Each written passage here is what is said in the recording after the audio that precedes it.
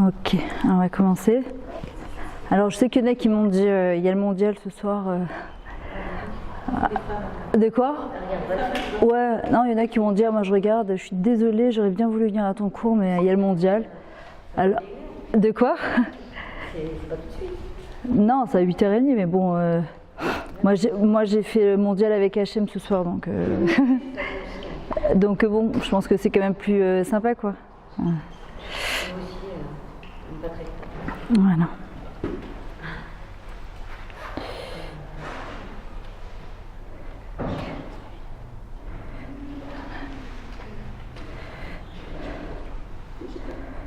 Ok, super.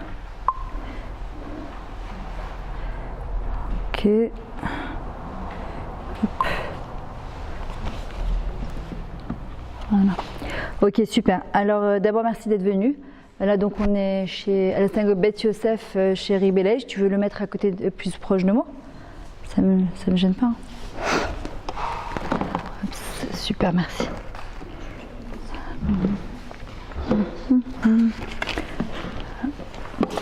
On va y arriver. Voilà. Bon, on va y arriver. Voilà, donc comme je ne sais pas si vous avez vu le titre du cours ce soir, c'est J'ai rendez-vous avec Hachem. D'accord. Justement, j'aurais voulu redonner un petit peu des notions sur la tefila, parce que j'entends beaucoup de gens, et parfois même nous-mêmes, on prie pour certaines choses, on a l'impression qu'Hachem, il ne nous entend pas. Parfois, il ne nous répond pas, il n'exauce pas, il ne nous exauce pas. On sait très bien que la faute originale de Adam et Chava, c'était quoi? C'était un manque de patience. Ils étaient à 6 heures avant d'entrer dans le Gan Eden. Et ils sont rentrés direct, ils ont fauté, c'est-à-dire juste avant d'entrer dans la dimension de Shabbat. Et qu'aujourd'hui, je pense que la chose la plus difficile chez l'être humain, chez nous, c'est la savlanout, la patience. On voit quand on arrive en Eretz Israël, qu'est-ce qu'on entend le plus souvent? C'est savlanout giveret, tamtine giveret, rekrega giveret. C'est des choses qui reviennent tout le temps sur elles-mêmes. Et pourquoi? Parce que la chose la plus difficile à obtenir, c'est la savlanout. Aussi bien pour un travail personnel qu'un travail de midot. Le Chod Tzadikim, il dit par exemple, quelqu'un qui travaille sur une midot spécifique, il doit travailler pendant 40 jours d'affilée. Pendant 40 jours d'affilée, il se tient, il persévère. Au bout du compte, Bezrat Hashem, au bout de 40 jours, il commencera à avoir des changements. Pourquoi?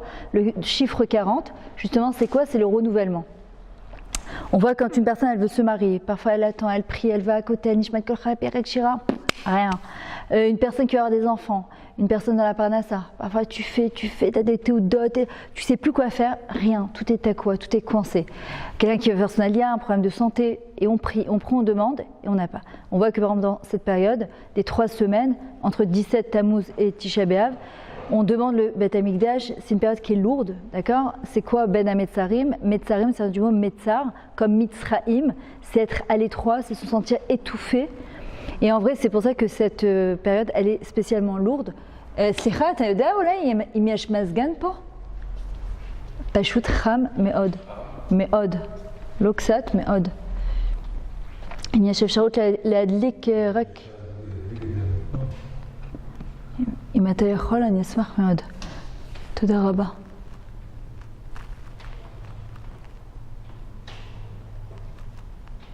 Bon, on va voir. Et on voit qu'à cette période de Daraba, on voit qu'à cette période de l'année, vous sentez quelque chose? J'ai entendu un bruit, mais pas un... Quand ça marche, il y a les drapeaux qui... Ouais, un. Bon, peut-être ça va se mettre en route, ça met peut-être quelques secondes, Bezrat Hashem. Et on voit que cette période elle est lourde, et en fait on aimerait bien être après tout ça.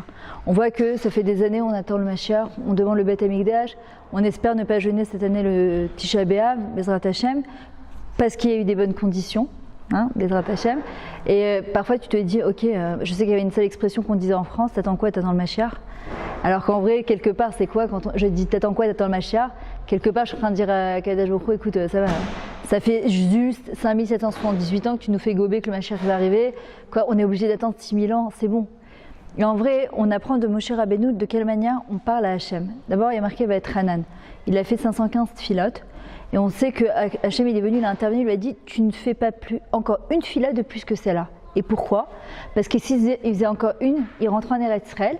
Et si on rentre en Eretz Israël, le Beth Hamikdash ne pourrait plus être détruit. Et comme il y aurait, ça faisait partie du projet divin qu'il y aurait 2 temples qui seraient détruits, Alors malheureusement, Hachem, il aurait dû passer sa colère Chas Hashem, sur le Ham Israël. Et la deuxième chose, c'est que la Géoula serait arrivée. Or, pour recevoir la Géoula, on est obligé d'avoir les kélim nécessaires, les outils nécessaires pour la recevoir. Parfois, un trop plein de lumière. Parfois, on ne sait pas comment la achil autant, on ne sait pas comment la contenir. Et tout ce processus qu'on vit dans notre quotidien de Hamtana, le mot Hamtana, c'est du mot Matana, c'est un cadeau. Parfois on attend et Hachem tu lui dis mais pourquoi, combien j'ai prié, combien je vais faire de Nishmat Kol Chai. Parfois aussi il faut savoir lâcher prise. Maintenant lâcher prise c'est pas l'eitiège, c'est pas désespérer. Les gens ils pensent que alors ça tu sais quoi, moi j'ai fait ce que je... Ah vous sentez l'air? Ah, quel kiff. Et en vrai le lâcher prise les gens ils pensent que ça, tu sais quoi, je baisse les bras. Pas du tout. Le lâcher prise c'est que je fais ce que j'ai à faire, je fais ma tefila, mais je me retire. Le problème, c'est est-ce qu'on est assez confiante en notre pouvoir de tefila. Il y a des fois, on prie, mais on ne croit pas que notre tefila, elle peut monter jusqu'au Kisei HaKavod. On n'y croit pas, on ne se dit pas que notre tefila va monter jusqu'au trône céleste. Pourquoi? Parce qu'on a fait des avérotes, parce que qui je suis moi pour prier Bichal. La preuve, c'est que je vais voir des tzadikim, moi, je suis toute petite. Et en vrai, on doit prier même sur sa Hachem, permets-moi de croire en mon corps à tefila. Sinon, pourquoi je prie? Ça sert à quoi que j'ouvre ma bouche? Qu'est-ce qu'on dit tous les jours dans la tefila? Adonai sefatai, tiftar pi ufi agit elatecha. Permets-moi d'ouvrir ma bouche. C'est-à-dire que, bichal, que j'ai le srout de me tenir devant Hachem, de prier, de demander qui je suis, bichal. Et en même temps, pourquoi Kadosh Baruch Hu nous a fait manquant? Boré nefashot rabot vechesrodan, akol ma shebarata, l'achay ben fashkar, chay bocher lamim. Il nous a fait manquant, c'est-à-dire qu'il a donné le pain et la faim qui va avec. C'est-à-dire que dans chaque manque en fait qu'on a dans notre vie, en vrai il y a une solution pour ça. Et elle s'appelle la tefila. Mais le but, c'est pas qu'Hachem y réponde à notre tefila. Nous on croit que c'est je veux mon zivouk, c'est je veux un bébé, c'est je veux marier ma fille, c'est je veux ma parnassa, c'est je veux faire mon allié. Quand je suis en allié, je veux acheter ma maison. Et si j'achète ma maison, alors. Mais le but, c'est pas qu'Hachem il me donne ce que j'ai besoin. Le but, c'est que à travers ce que je vais recevoir, je vais recréer un lien avec Hachem. Mais avant ça, avant qu'on commence Bichal à ouvrir la bouche, ça doit commencer par des tfilotes de Hodaya, d'abord de remerciement. C'est-à-dire que comment Bichal, qu'est-ce que je dis? Hachem, permets-moi d'ouvrir ma bouche. Déjà, si j'ai le srout de me tenir devant le maître du monde, alors d'abord c'est la guite et la terra. Kodem kol, je dois d'abord dire à Hachem Toda. Toda. Toda sur tout ce que j'ai et même sur tout ce que j'ai pas. Et ça, c'est beaucoup plus difficile. Parce que dire merci sur ce que j'ai, si Bichal on s'en rappelle, c'est déjà waouh. Mais dire merci sur ce que j'ai pas, tu vas dire attends, c'est une blague, quoi, c'est hyper hypocrite. C'est du mytho, franchement. Tu vas pas dire merci sur ce que j'ai pas. A priori, bonsoir. Ça va? Ouais. A priori, tu dis merci pour ce que j'ai. Tu dis pas merci pour ce que j'ai pas.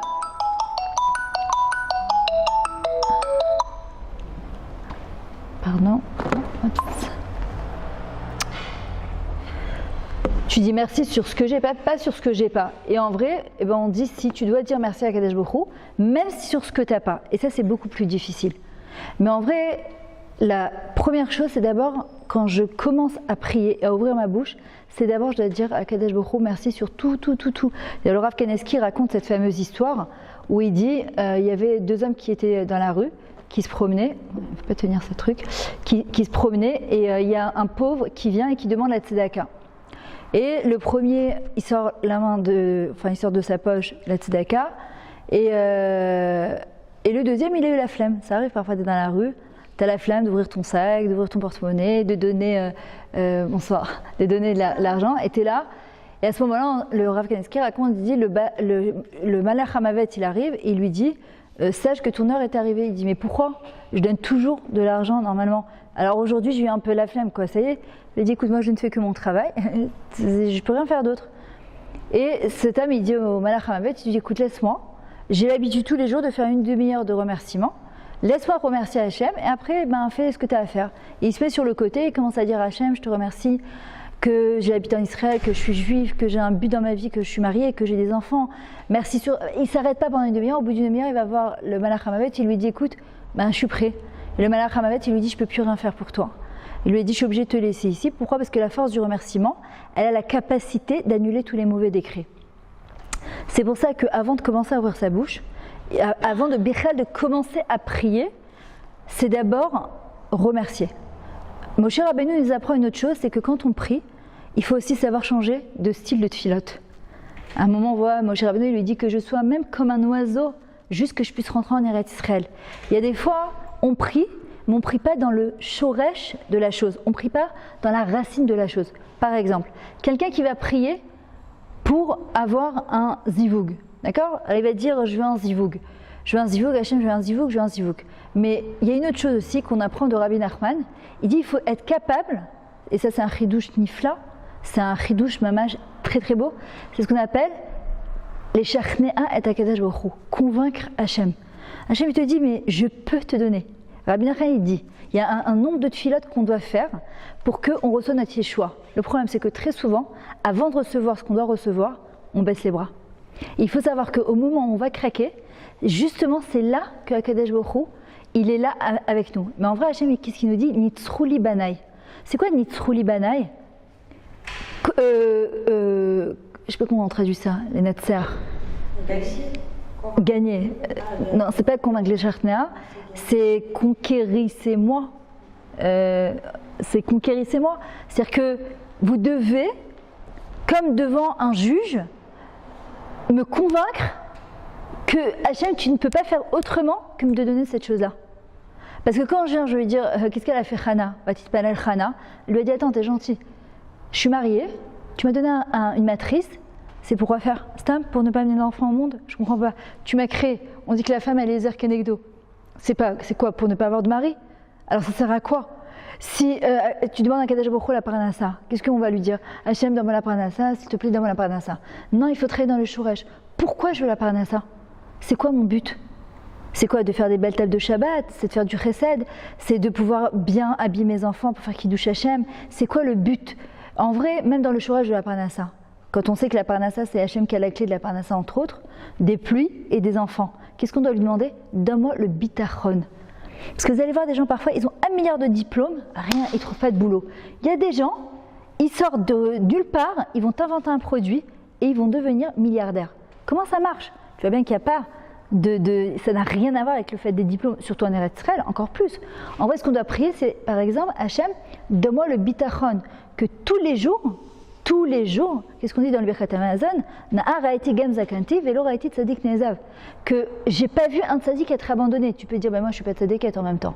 C'est pas vrai, on est tous tzadik. On te dit que même, Rav Arush il dit, à pachot sheba protim, à racha sheba rechaim, même le pire des pires et le pire des rachats, quand il vient devant un Kadesh Baruch Hu, il prie, il demande à Hachem, et qu'il est convaincu que Hachem il va l'exaucer, à Kadesh Baruch Hu, il lui donnera ce qu'il a besoin. Même si il n'y a même pas une mitzvah dans sa main. Bien qu'on dise qu'un juif, même le pire des juifs, il est malé sruyot karimon. Il est rempli de mérites comme la grenade. Maintenant, quand on vient s'adresser à Hachem, qu'est-ce qu'on doit lui dire à Kadesh Baruch Hu ? D'abord, fais en sorte que je sois ma'amina en le corps de ma tfila, en la force de ma tfila. Sinon, pourquoi j'ouvre ma bouche ? Alors c'est stam pour dire parce qu'on m'a dit de prier. Non, quand je prie, normalement, je vous le dis, mais je me le dis aussi à moi, quand je ferme mon sidour, quand j'ai fini mes 5 minutes de hitbo des doutes, mes un quart d'heure de hitbo des doutes, je me suis adressée à Hachem, je dois repartir le cœur léger. Je dois repartir plein de simcha. Pourquoi ? C'est pas je fais vraiment j'espère que je vais être exaucée. Ça, qui est aussi une fila, je l'ai fait, c'est sympa, mais Hachem il dit là ton soupirement, là, je sais pas comment on dit un soupirement. T'es en train de me dire Kilou, t'es pas ma'amina à 100% que je suis capable de te donner ce que tu as besoin. Non, c'est normalement quand je finis ma tfila, ou mon moment de hitbo des doutes avec Hachem, c'est Hachem, je suis persuadée, Bezrat Hachem, que tu vas me répondre. Et c'est comme ça qu'on doit prier. C'est qu'il n'y a pas le choix, ça peut pas être autrement. Maintenant, moi, il faut que je sois convaincue pour être convaincante. Si je ne suis pas convaincue d'abord de ce qu'Hachem va me donner, parce que je vais vous dire, parfois on demande des choses, mais de notre inconscient, on a plein de marsomim, on a plein de barrières. Il y a des gens qui vont te dire, bah, écoute, non, je veux la parnassa, mais vaut mieux ça qu'autre chose que Dieu préserve. Quand je vois tout ce qui se passe dans le monde, je préfère galérer au niveau de la parnassa. Qu'est-ce que je fais quelque part ? Ani magbila atakadosh baruch hu. Je limite Hachem. C'est comme si je lui dis, tu sais quoi ? Toi, tu détiens toutes les sources de toutes les brachot, mais tu sais quoi, moi je vais te demander que ça parce que il ne faut pas trop en demander. Hein. Hachem me dit, Chaval, je pourrais tout te donner. Le Rabbi de Lubavitch, Zichron Tzaddik Livracha, à l'époque, au 770, il avait dit qui veut devenir riche. Et il y a 3 personnes qui ont levé la main. Il y avait Reichmann, Gutnik et un autre, la Yov, la Bayov, je ne sais plus comment il s'appelle. Et à ce moment-là, il a dit, il les a bénis, il a dit si d'autres personnes avaient levé la main, ils seraient devenus milliardaires comme eux. Mais alors, pourquoi on ne lève pas la main devant le Rabbi Lubavitch? C'est honteux. On ne va pas dire devant le Rabbi qu'on veut être riche, comme si Kakadosh Baruch Hu, il ne sait pas ce qu'on a dans nos tripes. Reichmann, j'adore raconter cette histoire, ce qui est tellement belle. Rabbi Nachman, il dit la chos bekatsa acharon. C'est quoi la chos bekatsa acharon? Rappelle-toi d'où tu viens et rappelle-toi où tu vas. Le nombre de fois qu'on s'est habillé, qu'on a dit qu'on n'a rien à se mettre, alors que notre armoire, elle est pleine à craquer. Le nombre de fois que tu viens pour manger, tu dis ça me dit rien. J'ai déjà mangé, les enfants ils te disent encore des pommes de terre, encore du riz, encore des trucs, ça me dit rien. Le nombre de fois qu'on a regardé, qu'on a respiré, qu'on a vu. Il dit Rabbi Nachman, rappelle-toi comment tu es venu au monde, rien, nu. Tu avais juste les poings fermés parce qu'on pensait qu'on allait conquérir le monde. Comment on part de ce monde? Les bras ouverts. Et Reichmann, avant de partir de ce monde, il a convoqué ses enfants, il leur a dit voilà, je vais vous laisser 2 lettres. Une première lettre que vous allez ouvrir le jour de ma Levaya, la deuxième que vous ouvrirez le jour des Shiva.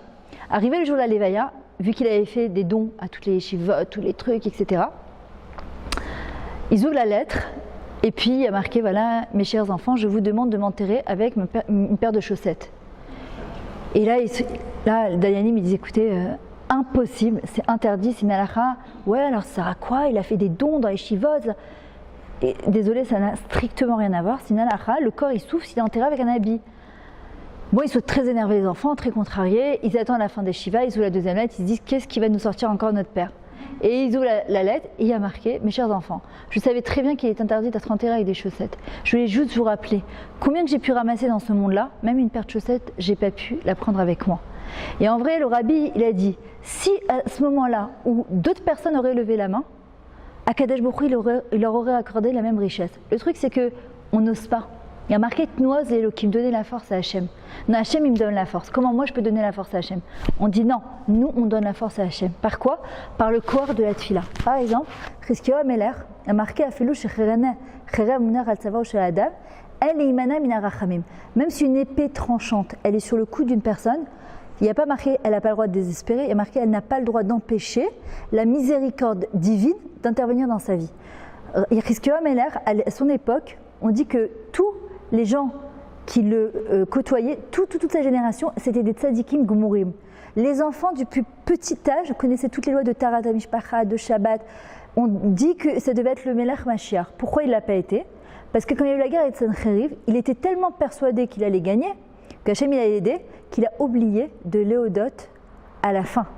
De faire une zimra comme il a fait Moshe Rabbeinu, Aziachir Moshe. Et Hachem il a dit, si tu n'es pas capable de remercier après une victoire aussi grande, tu ne peux pas être Melech Mashiach. C'est que le Mashiach, il ne peut venir qu'avec la Hodaya, qu'avec le remerciement. Sur ce, le navire rentre, le prophète il rentre dans le palais de Chizkiyahu Ameler et lui dit sache que tu as perdu ton Olam Hazé et ton Olam Haba. Et il lui dit pourquoi? Il lui dit parce que tu as refusé de te marier. Et pourquoi il avait refusé de se marier? Ça dit comme il était, parce qu'il avait vu en prophétie qu'il aurait un enfant Racha Gamour. Et là à ce moment-là, il lui dit mais je vais avoir un enfant Racha. Il lui dit Anistarot la Hachem. Les desseins de Dieu, ce ne sont pas ton problème. Toi tu dois amener un enfant, c'est pas ton problème ce qu'il va avoir après. Sur ce, avant que le prophète sorte du palais, on dit que Chizkiyahu Ameler s'est tourné vers le mur et s'est mis à prier et a fait tchouva ba makom, sur place. Et il a dit à Hachem, je te demande pardon, je ne savais pas que c'était aussi grave, je te promets de me marier et d'avoir un enfant. Avant que le prophète sorte du palais, à Kadesh Baruch Hu, il lui a dit tu retournes et tu vas dire à Chizkiyahu Ameler que la Xéra, elle est annulée. Et le prophète, il lui dit, c'était Ben Amos, il lui dit comment t'as fait un truc pareil? Moi, on vient, on me dit que Dieu préserve. T'as perdu ton Olam Haba, ton Olam Hazé. Qu'est-ce qui te reste à faire? Chas v'shalom, ça y est, quoi, c'est mort, quoi. Et qu'est-ce qu'il fait? Le Chizkiyahu Ameler, il lui dit j'ai appris de la maison de mon père, Afilou shecherer munar asavaro shel Adam, en limana min harachamim. Même qu'une épée, une personne, elle est à 2 doigts de mourir, que Dieu préserve. Combien de fois on entend des gens, je t'en prie, prier pour lui, c'est Sophanie, c'est la fin. Qu'est-ce qui se passe dans notre tête? On fait le télim et on se dit, on attend la mauvaise nouvelle déjà. Alors qu'en vrai, Hachem, qu'est-ce qu'il attend à ce moment-là? Mais non, on doit l'y croire à Shamaïm. Mais non, quand j'ai une femme tout à l'heure au téléphone, elle m'a dit, je devais aller à Tzfat pour les vacances, j'ai annulé parce qu'il y a des tremblements de terre. Et ils disent que tous les 100 ans, il y a un tremblement de terre. Et là, on est en plein dedans. Alors je lui dis, tu sais faire ça? C'est créer une métihout, une réalité, comme si je disais à Hachem, tu sais quoi? Ben, on attend le tremblement de terre. Mais en vrai, c'est ce qu'on fait un peu dans notre quotidien. Quand on dit à Hachem, bon, écoute, c'est comme ça. Ma grand-mère me l'avait dit, ma mère me l'avait dit. Et la guerre de Gog ou Magog, on sait. Mais vous savez que la guerre de Gog ou Magog, elle peut arriver, Bechesed ou Berachamim. Elle peut arriver dans la bonté. Elle n'est pas obligée d'arriver que Dieu préserve avec des pigouis, mais avec des choses comme ça. Non, elle peut arriver d'une autre manière. Mais ça dépend de nous. Nous ose l'Elohim de donner la force à Hachem. Comment je vais donner la force à Hachem? Par mon bitachon, par ma confiance absolue à Kadosh Baruch Hu. Il y a une histoire comme ça que le Rav Yoshiri raconte. Il y avait un homme russe qui était très haut placé à l'armée et il n'avait jamais rien fait de sa vie. Il n'était pas du tout religieux, mais rien de rien. Il est gradé, on lui fait la fête. Sur ce, il y a un autre réal russe qui arrive, donc c'est en Russie, ça se passe, et il le regarde de manière hyper intense comme ça. Il lui dit, tu sais qui je suis que tu me regardes comme ça? Il lui dit, oui, maintenant je sais qui tu es. Il lui dit, pourquoi tu me regardes comme ça? Il lui dit, hier soir j'ai rêvé, je ne te connaissais pas, que tu partais en mission avec un autre réal et que l'avion s'est écrasé au-dessus de la Chine, il perdait l'altitude, il s'est écrasé au-dessus de la Chine et que les deux vous mourrez. Bon, l'autre il a un peu la rassera comme ça, mais il dit rien, il dit n'importe quoi, et il part. Maintenant c'est le seul à savoir qu'il part en mission, lui et son général. Ce qui le calme, c'est qu'il sait qu'il part tout seul. Donc il dit, le rêve il tient que sur un pied. Au moment de partir, le lendemain matin, son supérieur vient le voir et lui dit, écoute, il y a un changement de programme, il faut que tu prennes un tel avec toi. Et là il commence à avoir mal au ventre, il se dit, waouh, est-ce que le rêve va se réaliser? Qu'est-ce qu'il fait un juif au moment du désarroi? Il prend un livre de Tehillim, il le fait glisser à l'intérieur. Ils arrivent au-dessus de la Chine, l'avion il perd de l'altitude, et à ce moment-là, il commence à lever les yeux au ciel, il dit à Hachem, regarde, je me suis toujours comporté comme un non-juif. J'ai jamais rien fait de la Torah ou des mitzvot. Mais on m'a toujours appris depuis que je suis petit que quand un enfant il a besoin de son père, il doit lever les yeux au ciel et il est tenu de lui répondre. Alors je n'ai que toi, El Lanu Almi Leishen, et là Avinu Shema Shamayim. Hachem, je ne peux me reposer que sur toi. J'ai personne d'autre à part toi. On dit qu'à ce moment-là, l'avion s'est écrasé, le Chayal est mort et le Chayal russe a été sauvé. Il a écrit dans le Yated Neheman son histoire. Il a dit, je suis sorti avec une égratignure. Ça, c'est le Koach HaBitachon. La Bitachon à Kadosh Baruch Hu, la confiance qu'on place en Hachem, Mishiboter Bachem, Chesed Yesoveveu, elle est beaucoup plus grande que la Tfila. C'est-à-dire que la Tfila, elle doit être accompagnée de Bitachon. C'est que quand je prie, les choses, elles ne peuvent pas être